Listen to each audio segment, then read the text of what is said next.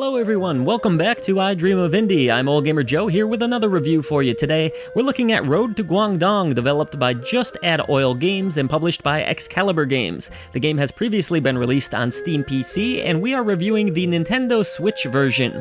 You'll also be able to pick this one up on the Xbox One and the PlayStation 4 as of August 28th, 2020.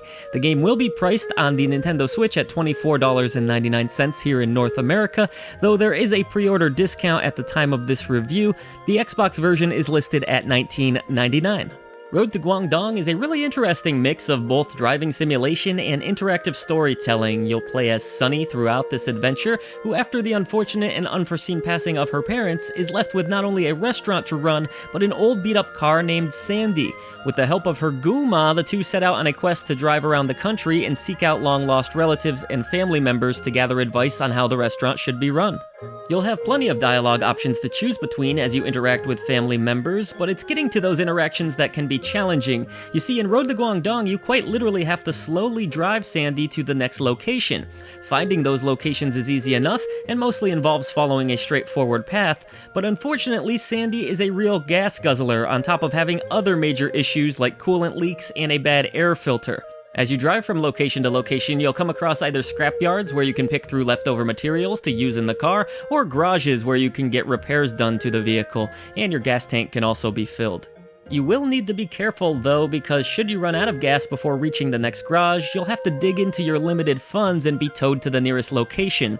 Travel in Road to Guangdong is about as fun as your vehicle breaking down in real life, so should you run out of fuel, you can step out of the vehicle, pop the trunk, and hope you have the appropriate items for repair. You can also top off the fuel, but again, you will need to have it in your inventory, so it's best to be prepared because if you run out of money, it's essentially a game over.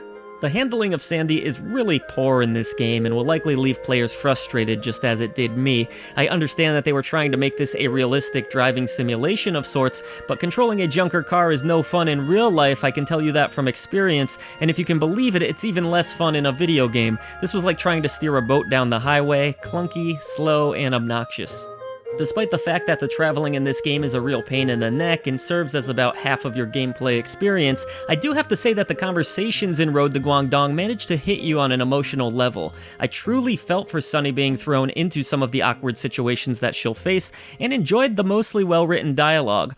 Unfortunately, and this is a theme throughout the game, everything just feels a little bit clunky. The simple act of scrolling through text and then selecting a dialogue choice requires 2 buttons for some reason, and this isn't helped by the fact that in certain moments you'll need to travel to different areas of the location you're in, which involves you having to fumble through more choices. For example, you may have to travel to the kitchen, or you may have to travel to the living room.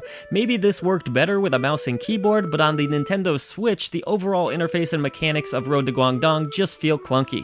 As far as graphics go, Road to Guangdong is nothing to send a letter home about. Characters are low poly, environments aren't well detailed, and as if the driving sections weren't obnoxious enough on their own, the game's performance also loses the battle. The frame rate feels stuck somewhere in the 20s, and while it is a playable experience, it typically makes things far less enjoyable. This wasn't a smooth ride to start with, and the presentation doesn't do much to help.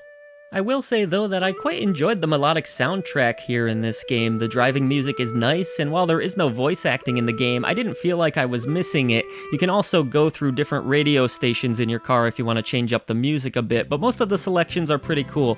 Sound effects are decent enough, with the engine of your car sounding pretty good, but there isn't actually a ton of sound effects in the game outside of the noises your car will make and the scrolling of text boxes. Even though Road to Guangdong does tell a sweet story and hits on some emotional levels, it's far too bogged down by poor gameplay mechanics and implementations. I like the characters in this game, I just didn't like actually playing through it. Instead of backing up its solid story with fun gameplay, Road to Guangdong feels underdeveloped and only fueled me with anger.